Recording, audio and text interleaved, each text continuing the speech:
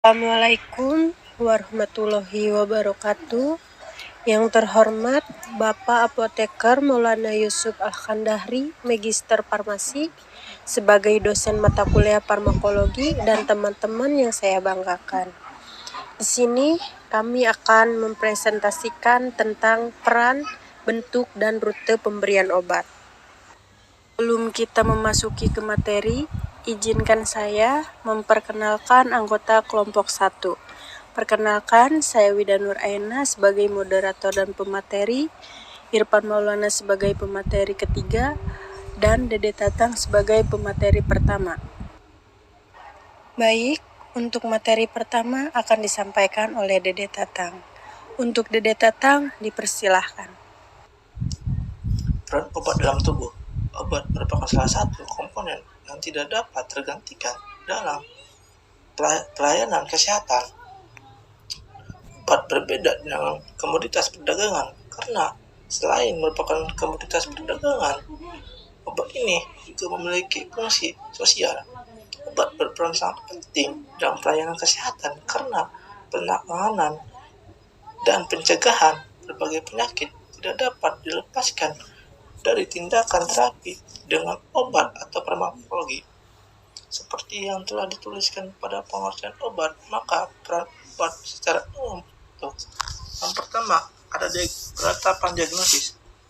Diagnosis adalah proses penentuan jenis penyakit dengan cara memeriksa gejala yang ada. Yang kedua ada pencegahan penyakit. Pencegahan penyakit adalah upaya mengarahkan sejumlah kegiatan untuk melindungi klien dari ancaman kesehatan potensial. Yang ketiga, ada menyembuhkan penyakit. Pasti peran obat yang paling umum didengar itu menyembuhkan, misalnya penderita asam lambung yang diberikan obat antasida untuk menetralisir asam lambungnya. Yang keempat, ada memulihkan rehabilitas kesehatan. Rehabilitas kesehatan secara umum adalah pemulihan dari suatu kondisi penyakit atau cedera. Yang kelima, mengubah fungsi normal tubuh untuk tujuan tertentu. Seperti yang dijelaskan pada bab sebelumnya, obat dapat mempengaruhi fungsi fisiologis tubuh. Yang keenam, peningkatan kesehatan. Contoh peran obat dalam peningkatan kesehatan, misalnya pada ibu hamil, pemberian vitamin dan kalsium penting untuk peningkatan kesehatan ibu hamil karena kebutuhannya meningkat seiring dengan perkembangan janin yang dikandungnya. Yang ketujuh adalah mengurangi rasa sakit. Obat juga dapat mengurangi rasa sakit, yaitu golongan analgetik. Contoh yang umum digunakan dalam perawatan gigi yaitu asam mefenamat. Selanjutnya akan disampaikan oleh saya sendiri, yaitu di sini ada bentuk obat. Dibagi menjadi 3 golongan. Yang pertama yaitu obat padat. Apa itu obat padat? Bentuk obat padat mungkin paling sering ditemukan di sekitar kita. Jenisnya pun berbeda-beda tergantung kebutuhan konsumen dan tujuannya. Adapun jenis-jenis obat padat yaitu tablet. Obat tablet yaitu obat berbentuk bundar atau pipih, lebih praktis dalam pemakaian, penyimpanan, serta produksinya.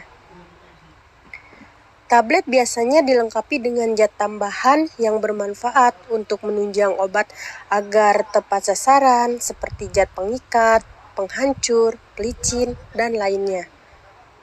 Beberapa tablet memiliki lapisan khusus yang berfungsi mencegahnya larut di saluran pencernaan lain selain usus halus. Yang kedua jenis obat yaitu kapsul. Apa itu kapsul? Obat jenis ini dikemas ke dalam sebuah cangkang berbentuk tabung, bertekstur lunak atau keras. Cangkang tersebut bisa larut di saluran pencernaan dan biasanya terbuat dari gelatin atau pati.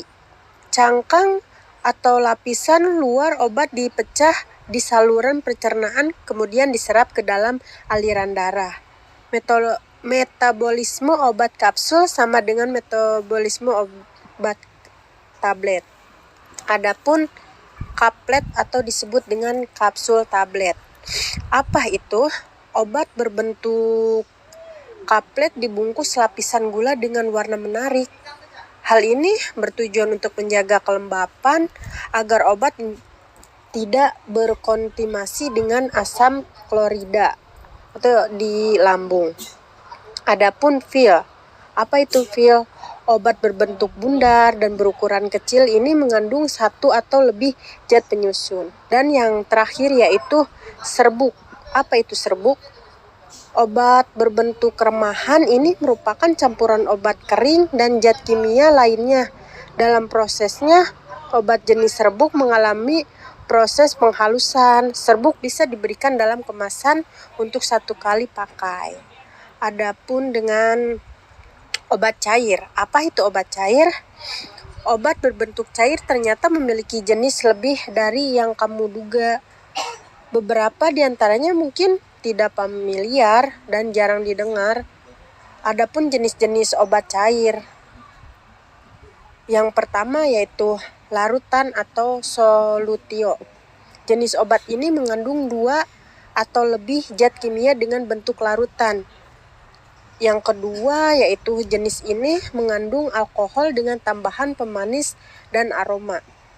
Adapun sirup, jenis ini biasanya dikombinasikan dengan larutan gula sebagai pemanis, serta seringkali digunakan untuk obat dan suplemen anak-anak karena cenderung mudah dikonsumsi.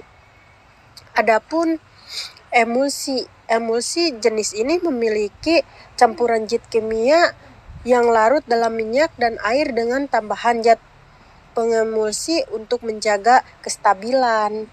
Dan adapun suspensi obat berisi zat padat yang tersebar dalam cairan, biasanya terdapat instruksi dikocok terlebih dahulu pada petunjuk penggunaannya. Dan adapun galenik. Apa itu galenik? Obat cair yang berasal dari sari hewan atau tumbuhan. Adapun ekstrak. Apa itu? Obat ini berbentuk cairan pekat yang berasal dari ekstraksi atau pemisah berdasarkan kelarutan zat nabati maupun hewan yang diberikan pelarut tambahan. Dan yang terakhir yaitu imunosera. Apa itu? Obat yang berisi zat antibodi dan berasal dari serum hewan lalu dimurnikan serta digunakan untuk menetralisir racun hewan. Dan yang terakhir obat gas uap. Bentuk obat gas atau uap harus disertai dengan resep dokter dan petunjuk yang benar. Jika tidak, maka kemungkinan akan muncul efek samping yang tidak diinginkan. Jenis-jenis obat gas atau uap yaitu bentuk obat gas atau uap biasanya digunakan untuk pengobatan penyakit pernapasan dengan cara inhalasi atau dihirup. Salah satunya asma. Bentuk ini dibuat agar partikel obat menjadi lebih kecil sehingga lebih mudah dan cepat diserap dalam saluran pernapasan.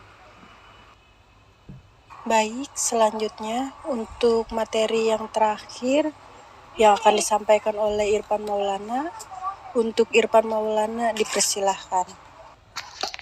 Baik, saya Irfan Maulana. Di sini saya akan menjelaskan 4 rute pemberian obat. Yang pertama itu oral, yang kedua parenteral, yang ketiga tropikal, yang keempat itu suppositoria. Oke, yang pertama itu oral ya, atau diminum secara langsung. Meminum obat secara langsung umumnya ditunjukkan untuk obat-obat berbentuk cair, tablet, kapsul, atau tablet kunyah. Ini merupakan cara pemberian obat yang paling umum karena jauh lebih mudah, aman, dan murah dibandingkan metode lainnya. Nah, yang kedua itu parenteral atau suntikan. Terdapat beberapa cara pemberian obat menggunakan suntikan. Biasanya cara ini dibedakan dari lokasi suntikannya. Beberapa cara diantaranya yaitu subkutan, intramuskuler, dan intravena. Yang pertama itu subkutan. Obat ini disuntikan ke jaringan lemak tepat di bawah kulit. Obat ini kemudian masuk ke pembuluh darah kecil atau kapiler menuju aliran darah untuk diedarkan ke seluruh tubuh.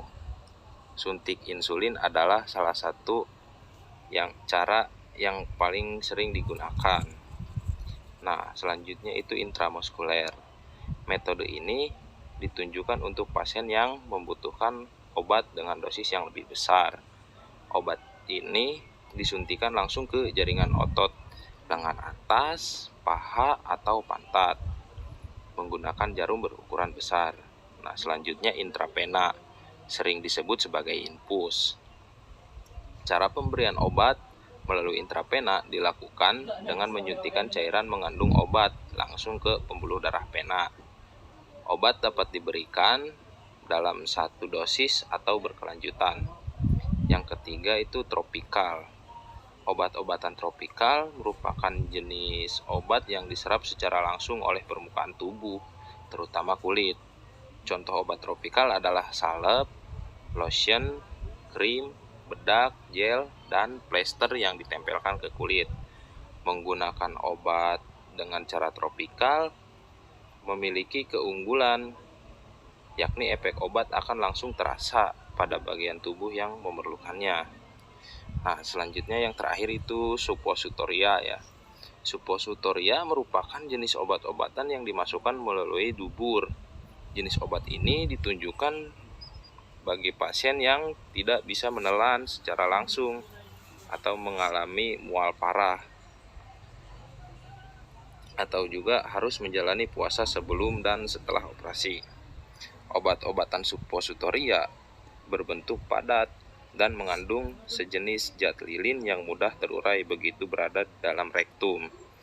Dinding rektum terdiri dari permukaan tipis dengan banyak pembuluh darah sehingga obat dapat diserap dengan cepat. Demikian presentasi dari kelompok kami. Kurang lebihnya mohon maaf. Wassalamualaikum warahmatullahi wabarakatuh.